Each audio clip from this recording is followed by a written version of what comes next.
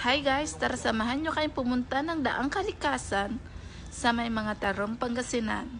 Ayan guys, andito na kami sa may zigzag at kasama namin ang aming kaibigan dahil may kakilala siyang nagmamay-ari ng mulberry farm. Kami ay mamimitas ng mulberries at sabi nila guys, maraming benefits yun sa katawan at yung dahon pwedeng gawing tea para sa mga diabetic. Tapos ayan guys, makita ko sa taas at ayan ang view. Ayan yung makikita mong view sa bandang taas. Ayan. Tapos umakyat na kami ng bundok para mamitas na kami ng mulberries. Tapos ayan guys yung mga kasama ko. At ito na guys, namimitas na ako.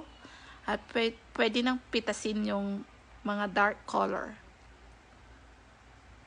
Tapos pwede na yung kainin guys. Manamis-namis na maasim. Tapos yan guys, nakakita ko na rainbow. Amazed ako dyan. Tapos, ayan pa yung mga ibang mulberries nila. Dyan sa may bundok. Tapos guys, meron silang paliguan dito na ginawang swimming pool. Tapos napakalamig ng tubig at pwedeng maligo.